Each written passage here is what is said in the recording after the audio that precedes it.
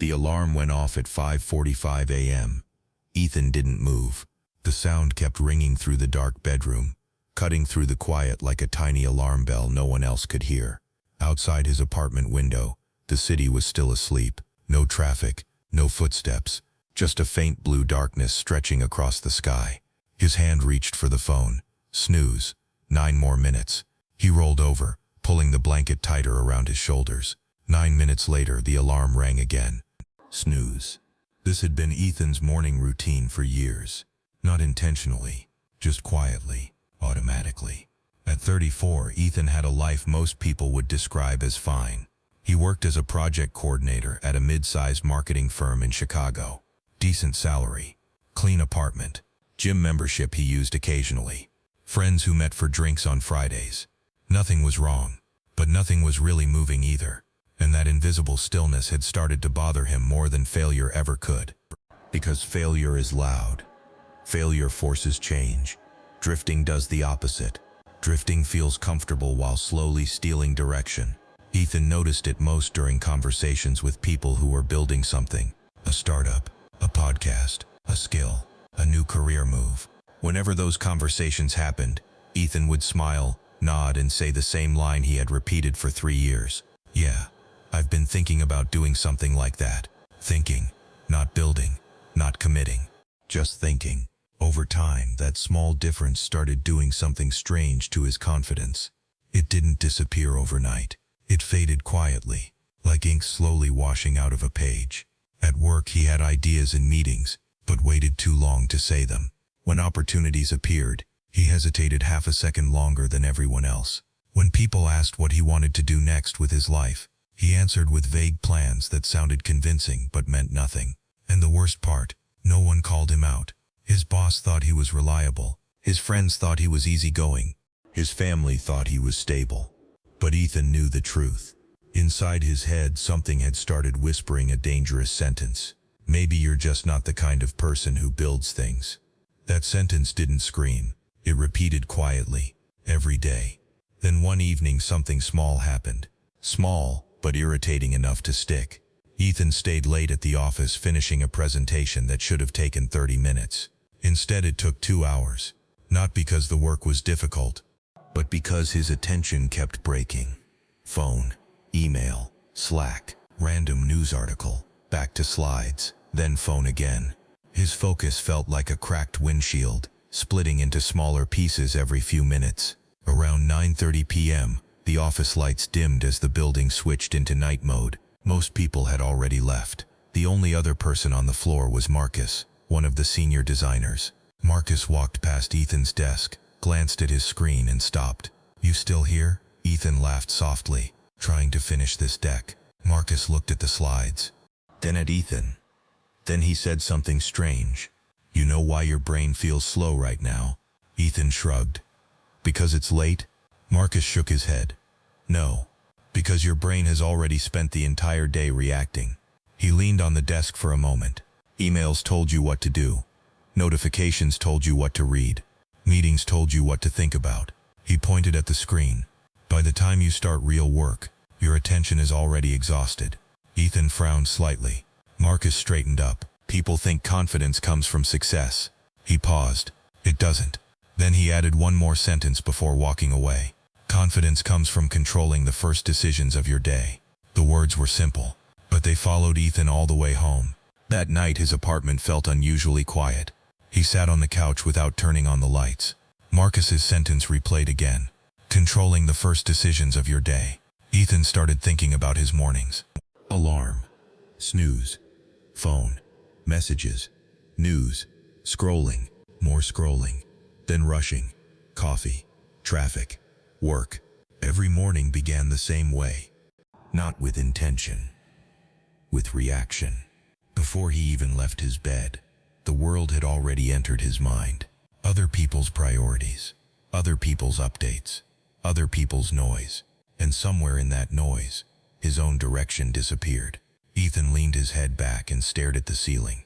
What if confidence had nothing to do with talent? What if it had everything to do with control? Control of time. Control of attention.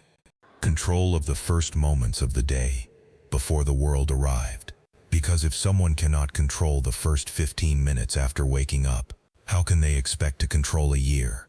That thought stayed with him when he went to sleep. At 5:45 a.m., the alarm rang again. For the first time in years, Ethan didn't hit snooze immediately. He stared at the ceiling. The room was dark. His brain started negotiating instantly. You slept late. You can start tomorrow. This doesn't matter. But another quieter thought appeared. Just stand up. He sighed and swung his legs off the bed. The floor felt cold. The apartment was silent. Outside the window, the horizon was still dark blue. The city hadn't started moving yet. No cars, no voices, no pressure, just stillness. Ethan walked to the kitchen and poured a glass of water. Then he sat at the small desk near the window. For a moment, he had no idea what to do. 15 empty minutes felt strangely uncomfortable. His instinct was to grab his phone, but he didn't. Instead, he opened a notebook that had been sitting unused on his desk for almost a year. The first page was blank. Blank pages are intimidating because they don't allow pretending. They ask honest questions. What are you actually building? What direction are you choosing? Ethan held the pen for a moment. Then he wrote one sentence. If I control the first 15 minutes of my day, maybe the rest of my life will stop drifting. The sentence looked simple, almost childish. But something inside him shifted when he wrote it, because he suddenly realized something uncomfortable. Confidence doesn't come from speeches. It comes from evidence. Evidence that you can keep promises to yourself. And Ethan had broken hundreds of those promises. Start tomorrow. Wake earlier. Focus more. Learn the skill. Finish the project. Each broken promise had trained his brain to doubt him. So maybe rebuilding confidence didn't require a dramatic life overhaul. Maybe it required something much smaller, something quiet, something repeatable. 15 minutes before sunrise. Not for productivity, not for achievement, for proof. Proof that he could direct at least one piece of his life. Because if a person cannot lead 15 minutes, they will never lead years. And Ethan was about to discover something most people never realize. Confidence is not built in big public moments. It's built in small private victories no one else ever sees. The next morning, the alarm rang again at 5:45. This time the resistance appeared faster. You already did it once. That's enough. Sleep more. But Ethan sat up anyway. The second morning felt awkward. The third morning felt irritating. By the fourth morning, the real battle started. His brain produced a sharper thought. You'll quit this in a week. That sentence landed hard, because it sounded true. Ethan had started many things before. Workout plans, online courses, side projects, all abandoned quietly, which revealed a brutal truth most people avoid. Your brain doesn't believe your goals. It believes your history. And Ethan's history said one thing clearly. He quits. So on the fifth morning when the alarm rang, the decision felt heavier. He stared at the ceiling. The room was still dark. Standing up now meant something different. Not just waking early, but rewriting the story his brain believed about him. Stay in bed and confirm the old identity. Stand up and challenge it. For almost a full minute he didn't move. Then he whispered something to himself. Just 15 minutes. He pushed the blanket aside, sat up, walked to the desk. Outside the horizon was beginning to glow faintly. A thin line of orange light cutting through the darkness. 15 minutes before sunrise. He opened the notebook again, but this time he didn't write a statement. He wrote a question. What would a person with real self-trust do with 15 quiet minutes? The question stayed on the page, because suddenly those 15 minutes felt powerful. No noise, no expectations, no performance, just choice. And choice, repeated every day, slowly becomes identity. Ethan didn't fully understand it yet, but he had stepped into a small pocket of time where something rare could grow. Direction. And direction, when protected daily, begins to create something stronger than motivation. Authority over your own life. Most people wake up when the world demands them. Very few wake up before the world arrives.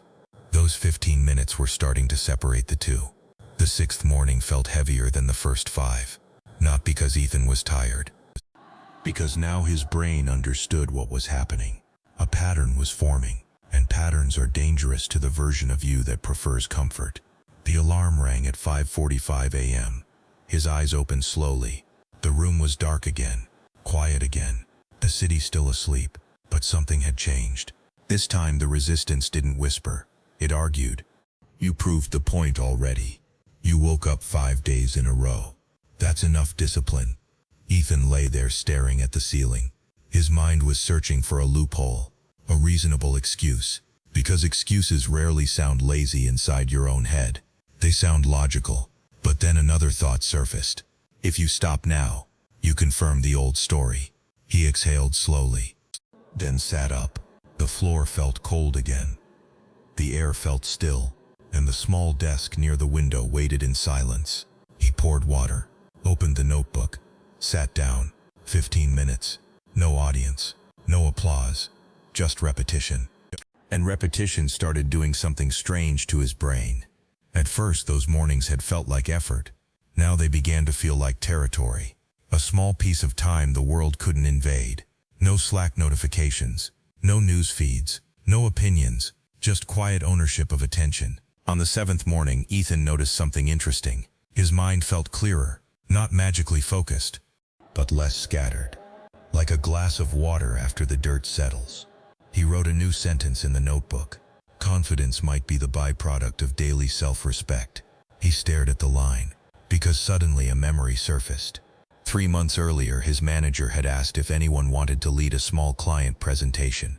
Ethan had considered raising his hand, but he didn't. Not because he lacked the ability, because he doubted himself for half a second. And half a second is enough for someone else to speak first. Moments like that had repeated throughout his career. Tiny hesitations. Small withdrawals. Nothing dramatic, but enough to slowly convince his brain that leadership belonged to other people. Now he wondered something different. What if those hesitations weren't personality traits? What if they were the result of broken internal trust? Because when your brain doesn't trust you, it avoids risk. It avoids speaking. It avoids stepping forward. Not out of fear of others, but fear of your own inconsistency. Ethan closed the notebook and leaned back in the chair. Outside, the sky was beginning to brighten.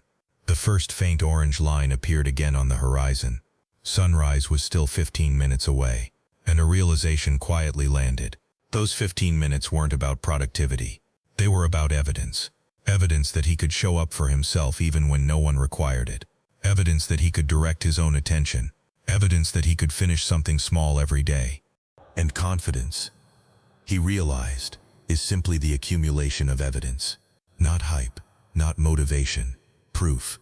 But the real breakthrough happened on the 12th morning. That morning, Ethan didn't feel resistance. He felt boredom. And boredom is where most habits die. Because the brain loves novelty.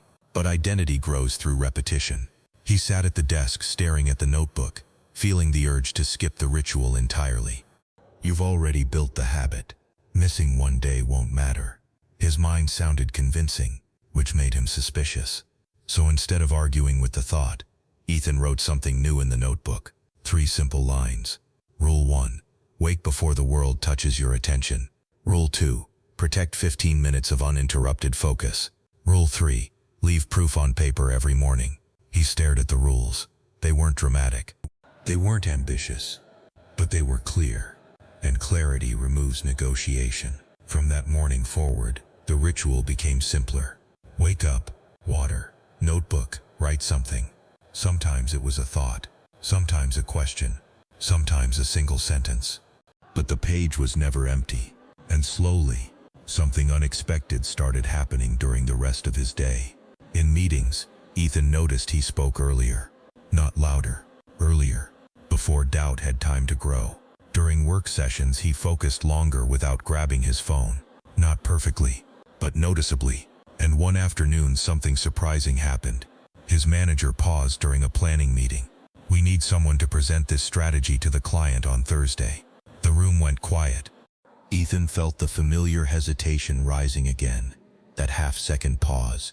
The same pause that had controlled so many decisions before. But this time, something inside him felt different.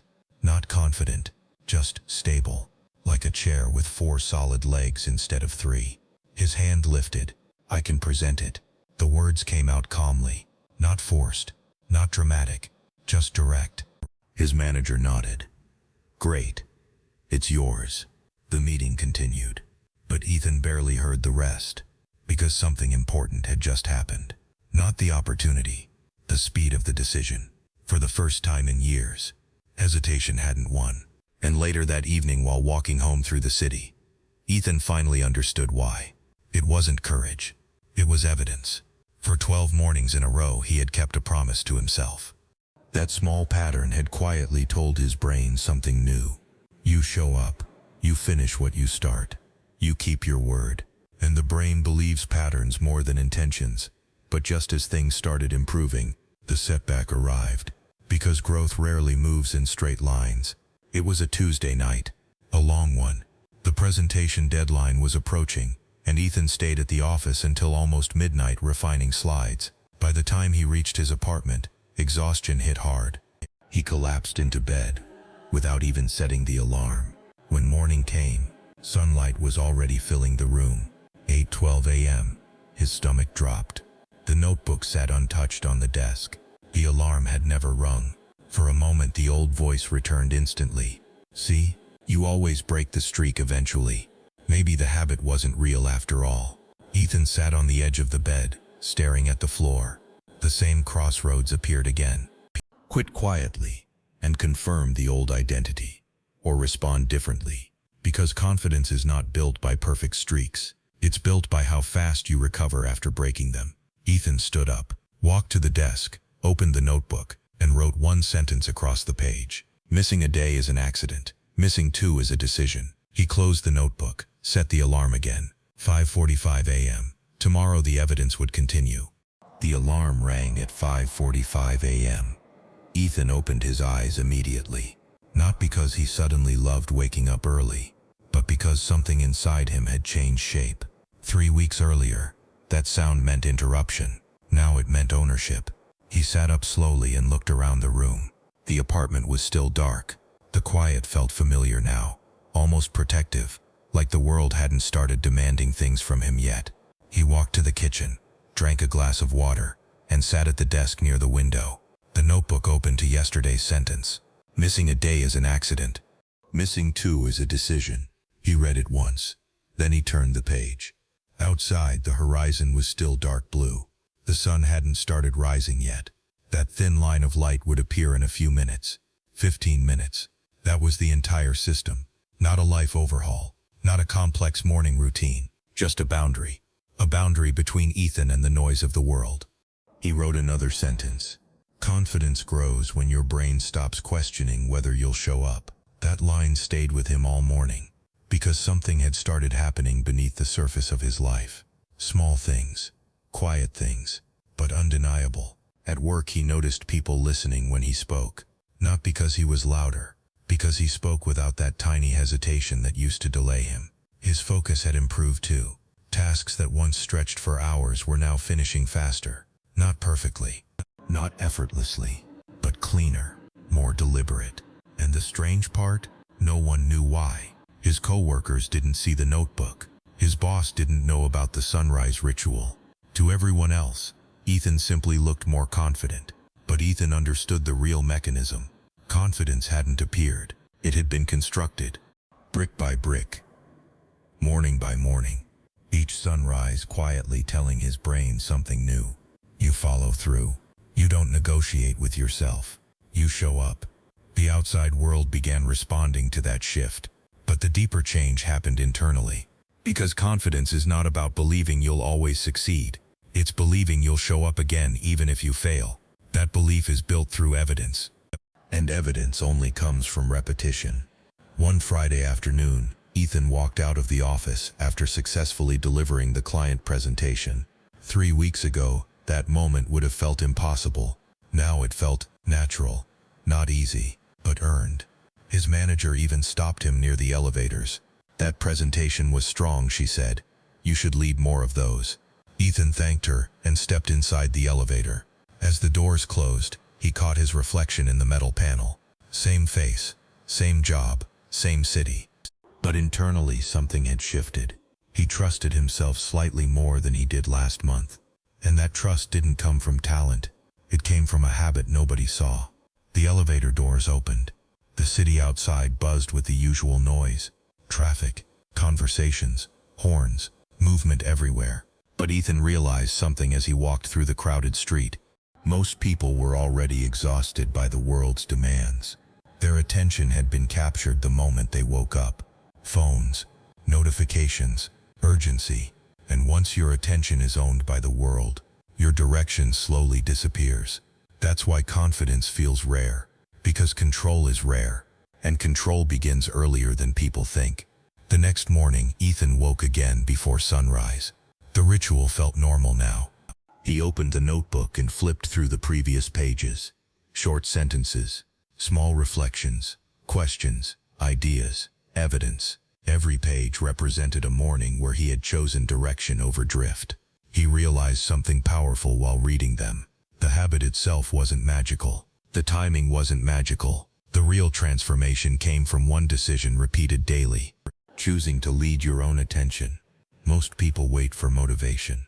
But motivation is unreliable. It appears when it wants, and disappears when life gets busy. Habits are different. Habits remove negotiation. And when negotiation disappears, identity forms. Ethan looked out the window as the first orange light finally cut across the horizon. Sunrise. 15 minutes had passed again. Another page filled. Another promise kept. And suddenly the entire idea became clear. Real confidence isn't loud. It doesn't come from speeches, hype, or temporary motivation. Real confidence is quiet. It grows in moments nobody sees. It grows when you keep small promises repeatedly until your brain stops doubting you. It grows when your actions become predictable to yourself. Because once your brain trusts your pattern, it stops hesitating. It stops negotiating. It starts moving. And that is when direction replaces drifting. That is when opportunities stop feeling intimidating. That is when speaking up feels natural instead of forced. All from 15 quiet minutes before the world wakes up. Ethan closed the notebook and set it down. The sun was fully rising now. The city was starting to move. But he had already completed the most important decision of the day. He had proven to himself again that he could lead his own life in small ways. And small leadership repeated daily eventually becomes big leadership. If there is one truth most people misunderstand, it's this: confidence is not a personality trait. It is a record your brain keeps about how often you keep your word. Every broken promise weakens it. Every kept promise strengthens it. That means confidence is not something you search for. It is something you document through action, day after day, morning after morning. So if you want real confidence, don't start by chasing big goals. Start smaller. Protect 15 minutes before the world arrives. No phone, no noise, no reaction. Just you deciding the first direction of your day. Because when you lead your first 15 minutes, you begin leading your hours, then your weeks, then eventually your life. And one morning, without realizing when it happened, you'll wake up with something far more powerful than motivation. You'll wake up with self-trust. And once a person truly trusts themselves, confidence stops being something they try to feel. It becomes something they naturally carry.